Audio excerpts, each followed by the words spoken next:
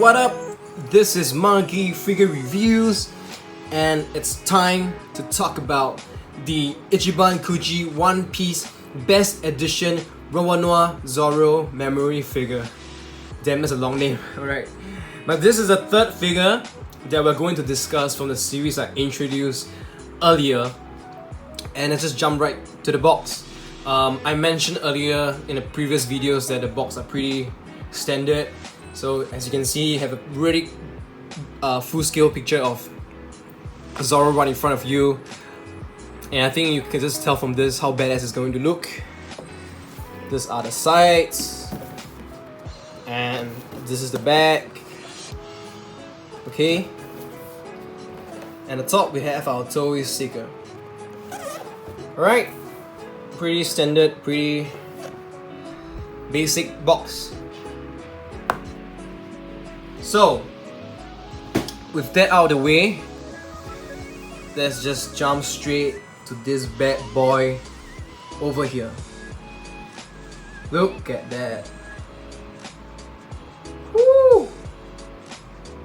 You know, I've been holding off saying what is my favorite figure from this series of 5 released from Ichiban Kuji, but I think the time is now right for me to mention and to admit and to crown this Zoro as the best out of them all. I may be biased because I kind of like Zoro a lot. I think he's just too cool, too badass. But this figure itself, as you can see later, is of astounding quality. Okay, and I just want to say he's holding 2 swords, and both of them are kind of, it comes in separate pieces, so you gotta put them in yourself. Otherwise, the main I think this part actually I can't really remember, but I think this part actually comes separate too. You know, like the sheath and the Wado Ichimonji. Okay, they all come in separate pieces. So let's just take a quick look at Zoro's face. I really appreciate this expression that he gave Zoro. I think he just looks really angry, kind of very serious and badass.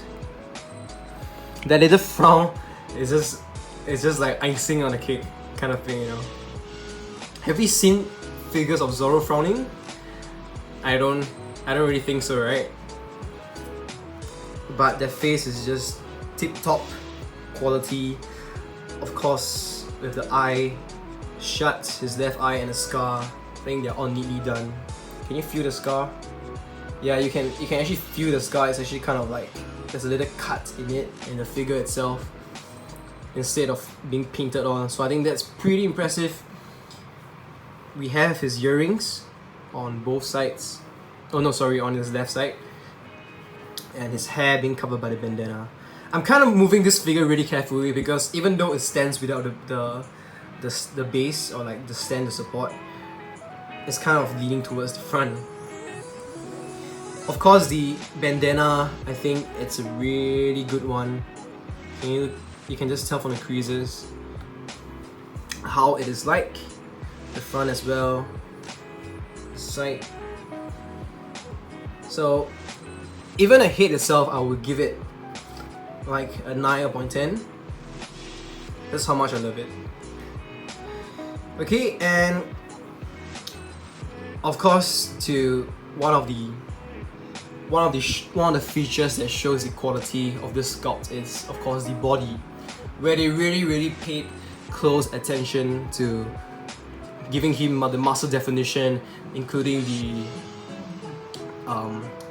the blood vessels you can see on his arms. They're crazy, they're insane. Like I mentioned previously, I think in the lore video, I believe they kind of have different sculptors for all of the individual figures, because on the lore figure, if you look at Law's body, his muscles are not as defined as this Zoro, and in fact it's kind of lighter. But this Zoro is just showing it completely. showing how buff and ripped it is. Alright, just okay, right. Okay, just look at those back muscles. What the heck is even going on there? Look at that, it's crazy.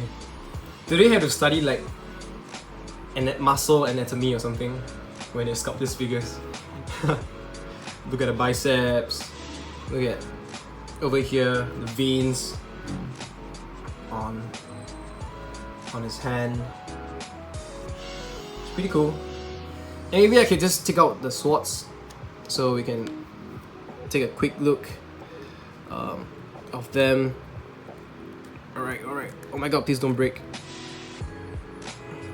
There you go. Both of them is right here. They're all of really neat quality. Yep. And I think as a whole, I think this series, all their figure parts, seems to be really clean.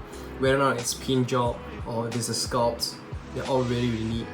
And somehow, I'm not too sure if I need you guys to help me check out. Like, I feel that the blades are not supposed to be this color. I'm not too sure if this is the actual color, and if it's not, I think maybe it's meant to show haki. Alright? Yeah, but I'm not too sure about that, so if anyone out there is willing to double check or correct me, please do so. Of course, we have this green band thing that he always wears around his body. You can even see the textures, right? This is the quality that they're showing us, which is crazy neat.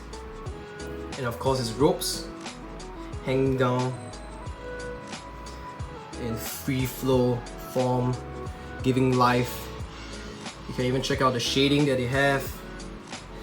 It's just beautiful. What can I say? Just beautiful. Absolutely fantastic. Of course, at the bottom, you can sort of peek into what he's wearing. His pants as well as his boots. Zoro kind of wears boots all the time, right? That's totally black. Right, there we have it. Now I'm gonna bring out some of the other figures of Zoro so that we can all take a look.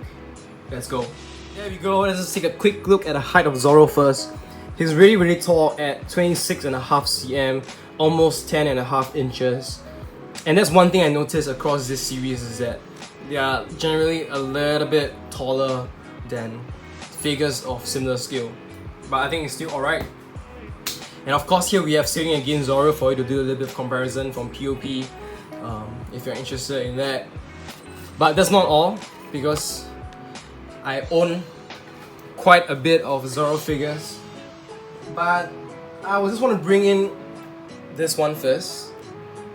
The big size Zoro, which is probably my favorite Zoro figure at the moment. Or rather, maybe out of those that I own. Okay? Probably I want to mention that in terms of the quality of sculpts and in terms of details, these two are the closest they can actually compare. Like, look at the way they design the muscles and even the ropes, they're really pretty close. Okay? But each of these figures give off individual vibes. I mean, sorry, different vibes if I would say. The big size Zoro, I think is giving off a more like a little more cheeky kind of vibe. Like, are you challenging me? Like, he's kind of ready to pick up a challenge, ready to challenge himself. And of course, the one we have on the right is more battle ready. So it's really different feelings we get from Zoro. Right? But so if you'd ask, you know, hey, Monkey Figure Reviews, I think I have maybe 60-70 bucks and I need to get one of these figures. What should I do? Which one should I get? I would say, tough luck, bro. You should get them both because they are both super duper awesome and badass Zoro figures. That's what I think anyway, you know, like these two figures are really absolutely tip top. And if you really can, you should get your hands on it. But if you really only can choose one, go for the big size. Because number one, it's bigger. Number two, I think at the moment, these two figures are probably of the same price because they're Ichiban Kuji, and I sort of think this is more of value. Alright, but we will see, because we're getting the Grandista series, right? Zoro as well. Maybe it's gonna be a little bit different and stuff. So I think as a standalone, this figure looks amazing. If you want to get this figure, he will look great with Luffy and Sanji. Alright, okay, that's all for this big size. Next, I want to bring in figures of similar scale to this Zoro. And I think you guys are really lucky, because I have the Zoro from Master Stars piece, okay, and the Zoro from the King of Arties series. All these three figures are of similar scale, as you can see. You might think that Master Stars piece Zoro is actually shorter, but do take note that in his pose is kind of leaning towards one leg. Alright, and I apologize if you can hear baby screaming in the background, because that's my niece. Alright, so right off the bat, I think you could see right in front of you why this Zoro is the best in terms of the quality of the sculpt, the details on the muscle and the figure. This Zoro just wins straight out. Just look at this too. Look at his muscles here and the muscles here. It's totally of different standards. Alright, and honestly, if you can afford it, just go for this one. If you were to collect one figure of the similar scale out of the three, just go for this. That's what I recommend. Okay, and even in this moment, I think this Zoro, the Master Stars piece Zoro, is actually not that cheap, because it was released quite a while back and it's pretty rare. So probably not worth it as well. Might as well pay maybe like couple dozen more dollars and get this one over here. Alright guys, I think I talked about everything I want to say about this figure. So if you enjoyed the video, please like it and subscribe to my channel, as well as hit the notifications button if you've not done so. I'm going to do a 360 at the end, so stay tuned for that. So once again, I want to conclude that this figure is of absolute amazing quality. It's probably one of the best out there in the market right now. If you can afford it, and if you're a scale collector, this will be probably the best choice along all the other figures like King of Artists, Master Stars piece, G&G, those of similar scale. This is probably the best Zoro out there right now. Alright, and of course, different ways of displaying it. It's either put it next to the Monster Trio, or just all the Zoro figures together, or you know, put figures of similar scale together. They look great. Alright, stay tuned for our final video, which is going to be on our main character, Monkey D. Luffy. And thank you guys. See you again.